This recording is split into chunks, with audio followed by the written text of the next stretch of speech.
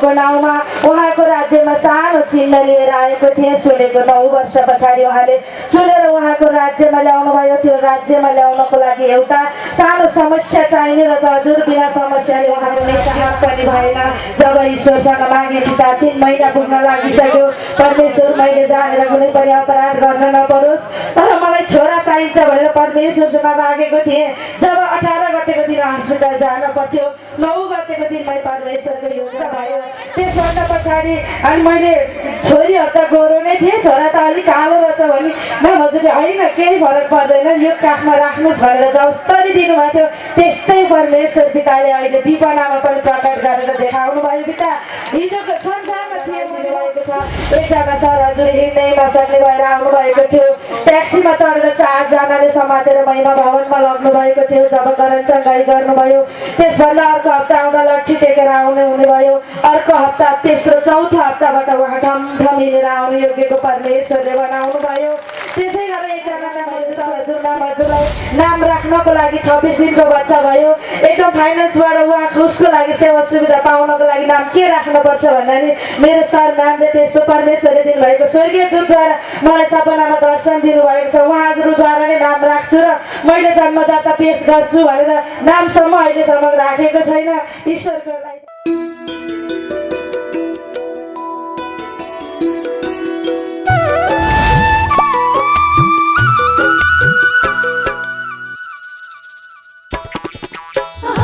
दायाँ बायाँ गरी यहाँ बिचमा गरी 3टा पोडियम देख्नु भएको छ।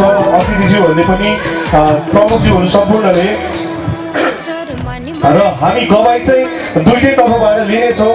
मिलाएर अहिलेसम्म नबताउनु भएकाहरूलाई अझ विशेष प्राथमिकता दिनेछौँ र भजन चाहिँ म्युजिकसँगै मिल्नुपर्ने भएको हुँदाखेरि भजनको लागि चाहिँ हामी हजुरहरू यताबाट भए पनि बायाँबाट भए पनि भजनको लागि यो स्टेज प्रयोग गरिदिनु हुन हार्दिक अनुरोध गर्न चाहन्छु। र गवाईको लागि पनि हामी यताबाट 3-4वटा गवाई र यताबाट 3-4वटा गवाई लिनेछौँ र त्यसपछि फेरि म आजका कार्यक्रम सञ्चालकज्यूलाई यो माइक्रोफोन हस्तान्तरण गर्नेछौँ। तपाईँ हामीले आज किनेर नपाउने उद्धार लाखौँ लाख खर्च गरेर नपाएको जीवन सच्चाइमा आएर पाएका छौँ। त्यसैले हाम्रो ईश्वरको प्रचार गर्न हामीलाई जरुरी त छैन तर हामी ठिक भएको संसारले थाहा पाउनु पर्यो नि। हामी रोएको हिजो संसारले देखेको थियो तर आज हामी रमाएको मात्रै संसारले देख्नु पर्यो नि। त्यसैले तपाईँका छरछमेकीलाई देख्नका लागि भए पनि तपाईँका शाखाका निम्ति पुर्याउनका लागि भए पनि आजको यो महिमालाई मिल्छ भने अति पनि कन्जुसाइ नगरिकन अलिकति डाटा झिकेर भए पनि फेसबुकमा लाइभ गरिदिनु हुन पनि हामी हजुरहरूलाई फ्रिडम छोडिरहेका छौँ। किनभने कतिपय महिमामा हजुरहरूले लाइभ गर्न खोज्नुहुन्छ तर हाम्रो आफ्नै कपिराइट क्लेम भएको हुँदाखेरि हामीले लाइभ गर्न दिँदैनौँ। तर आजको लागि हामीले फ्लोर ओपन गरेका छौँ। त्यसैले हजुरहरूले जति सक्नुहुन्छ यदि रात परुन्जेलै गर्नुहुन्छ भने पनि हामी नाइ भन्नेवाला छैनौँ। मोबाइल 0 भएर बन्द हुन्छ भने पनि हामी नाइ भन्नेवाला छैनौँ। एनी हाउ लाइभ गर्नुहोस् भनेर हामीले हजुरहरूलाई छोडिदिएका छौँ। ईश्वरलाई करोड करोड धन्यवाद। म श्री येशूको नाउँमा र यो माइक्रोफोन फेरि म आदरणीय भावना म्यामलाई हस्तान्तरण गर्न चाहन्छु। धन्यवाद। जगतको रचना गर्ने ईश्वर यति ठुलो जगतको रचना गर्ने ईश्वर जीव जन्तु मान्छे बनाई प्राण भर्ने ईश्वर जीव जन्तु मान्छे बनाई प्राण भर्ने ईश्वर जसले सबै सर्व ठान्यो पिता परमेश्वरलाई जसले सबै सर्व ठान्यो पिता परमेश्वरलाई खासमा उसले चिन्यो जान्यो पिता परमेश्वरलाई खासमा उसले चिन्यो जान्यो पिता परमेश्वरलाई। हो कि हजुर ईश्वरलाई अनेक धन्यवाद। म येशूको नाममा कहिले पनि हाम्रो सर्वशक्तिमान परमेश्वर पितालाई कहिले पनि अप्सनमा नराख्नु होला। जहिले पनि ईश्वरलाई अगाडि ल्याउनु होला। त ईश्वरले कसरी कार्य प्रकट गर्नुहुन्छ हजुरहरू आफै अचम्म पर्नुहुनेछ। त्यो ईश्वरले गरेको कार्य देखेर नै हामी आज यत्रो भिड आएको छौँ कि होइन हजुर। ईश्वरलाई अनगिन्ती धन्यवाद। म येशूको नाममा यो अमूल्य जिन्दगी दिनेवाला परमेश्वर पितालाई हात शिरभन्दा माथि लगेर अहिले सम्मान गर्नुहोला।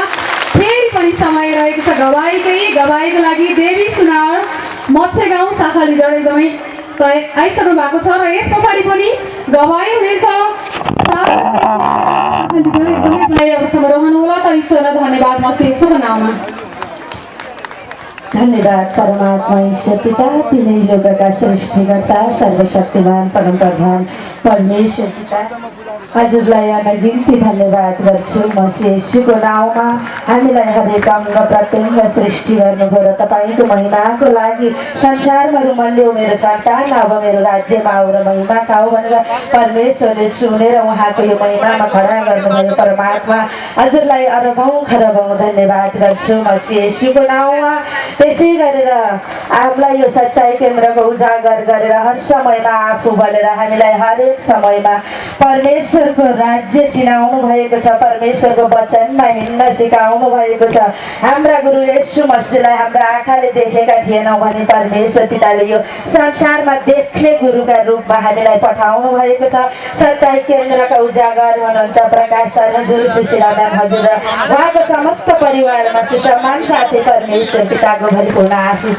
बर्सिरहोस् भन्न चाहन्छु त्यसै गरेर आजको यो महिमामा जति पनि ठाउँ ठाउँबाट पाल्नु भएका प्रमुख उपप्रमुख सर हजुर म्याम हजुर लिडर सर हजुर म्याम हजुर र सम्पूर्ण परमेश्वरले चुनेर उहाँको राज्यमा ल्याउनु भएका निर्दोष र पवित्र सन्तानहरूमा एकै मुष्टमा म मच्छेगाउँ शाखा लिडरको तर्फबाट र देवी सोनार व्यक्तिगत तर्फबाट हजुरहरू सम्पूर्णमा सुसम्मान साथै शिर झुकाएर उच्च सम्मान व्यक्त गर्न चाहन्छु ईश्वरलाई करोड करोड धन्यवाद गर्छु म येशूको नाउँमा परमात्मा ईश्वर पिताले दिनुभएको मेरो जीवनमा ठुला ठुला गवाईहरू छन् पाइलै पछि गवाई दिनुभएको छ उहाँको राज्यमा आएको बल्ल 25 महिना मात्रै हुँदैछ परमेश्वर पिताले टिठ्याउँदै हुनुहुन्छ मेरो सन्तान तिमी संसारमा नरुमल्य मेरो राज्यमा आऊ भनेर उहाँले जुन दिनदेखि चुनेर मलाई उहाँको राज्यमा ल्याउनु भयो त्यो दिनदेखि मलाई परमेश्वर पिताले मैले नसोचेका अनगिन्ती खुसी र आशिषहरू मेरो जीवनमा वर्षाउनु भएको छ परमात्मा यसको लागि नै हजुरलाई करोड करोड धन्यवाद गर्छु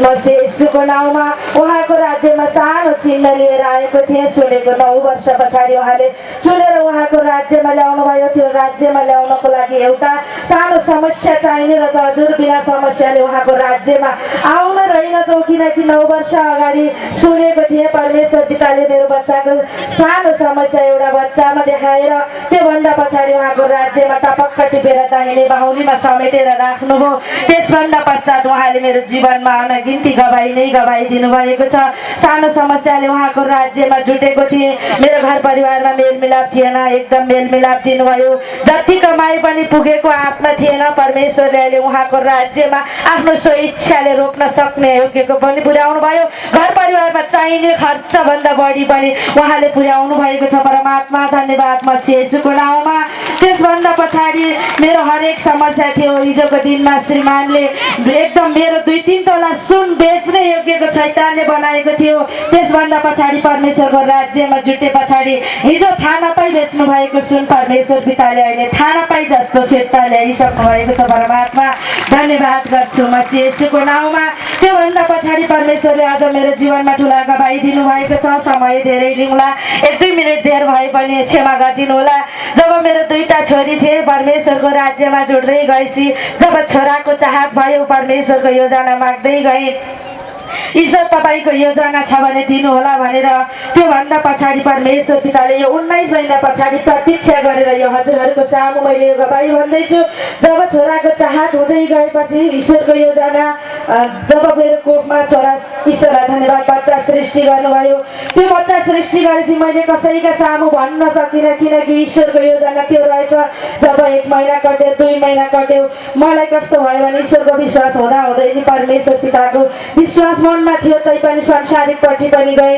जब 12 हप्ता पुग्छ त्योभन्दा पछाडि मात्रै उहाँको राज्यमा जान्छु गवाई भन्छु भने अनि मलाई कसैलाई भन्ने चाहत पनि भएन जब ईश्वरसँग मागे पिता 3 महिना पुग्न लागिसक्यो परमेश्वर मैले जानेर कुनै पनि अपराध गर्न नपरोस् तर मलाई छोरा चाहिन्छ भनेर परमेश्वरसँग मागेको थिएँ जब 18 गतेको दिन हस्पिटल जान पर्थ्यो 9 गतेको दिनमै परमेश्वरको योजनाद्वारा मिर्सुले परमेश्वरको समस्या पनि नभइकन मेरो आँखाले यो चाहिँ यो सङ्केत हो भनेर थाहा नपाइकन त्यो एकदम गयो होइन।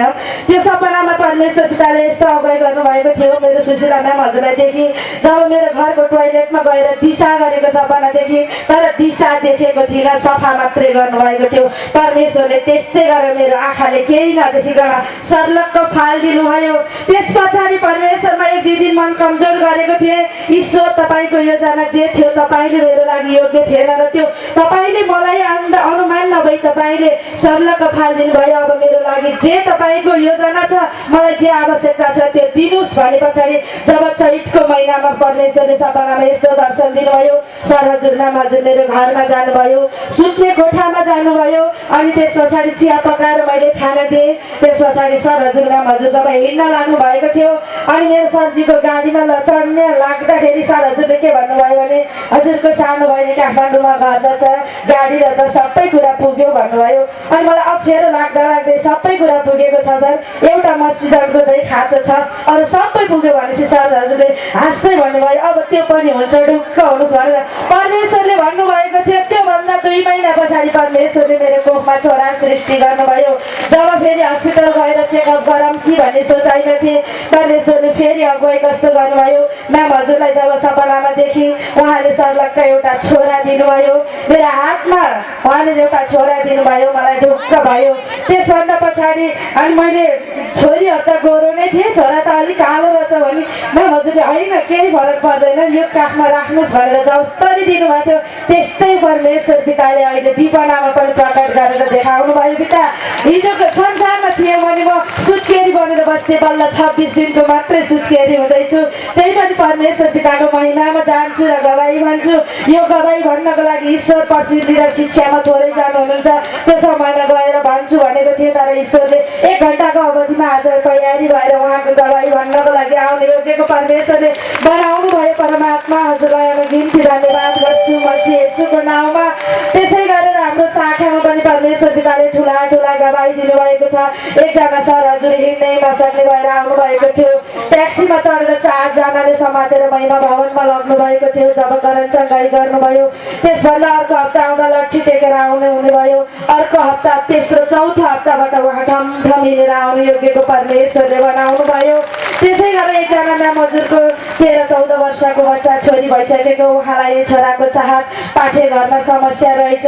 त्यस पछाडि संसारको डाक्टरले अपरेसन गर्नुपर्छ, तपाईँको बच्चा बस्ने 2टै नली बन्द भएको छ, अपरेसन गरेर पनि सम्भव छैन भन्नुभएको थियो, तर परमेश्वरले यो हातद्वारा पनि चङ्गाई गर्नुभएको थियो। पिता संसारको कुनै औषधि बिना तपाईँले उहाँको कोखमा बच्चा सृष्टि गर्नुपर्छ है परमेश्वर भनेर त्यो समयमा चङ्गाई गर्नुभएको थियो। अहिले 3 महिनाको बच्चा उहाँको पेटमा परमेश्वरले सृष्टि गरिराख्नु भएको छ। बिना संसारको औषधि बिना परमेश्वरले स्वर्गको औषधि दिएर उपचार गर्नुभएको छ। परमात्मा धन्यवाद गर्छु मसीह येशूको नाउँमा। यसै ड्यासद्वारा नै होइन, मैले सर हजुर म्याम हजुरलाई नाम राख्नको लागि 26 दिनको बच्चा भयो, एकदम फाइनेन्सबाट उहाँको उसको लागि सेवा सुविधा पाउनको लागि नाम के राख्नुपर्छ भन्दा नि मेरो सर म्यामले त्यस्तो परमेश्वरले दिनुभएको स्वर्गीय दूतद्वारा मलाई सपनामा दर्शन दिनुभएको छ। उहाँहरूद्वारा नै नाम राख्छु र मैले जन्मदाता पेश गर्छु भनेर नामसम्म अहिलेसम्म राखेको छैन। ईश्वरकोलाई धन्यवाद मसीह येशूको नाउँमा।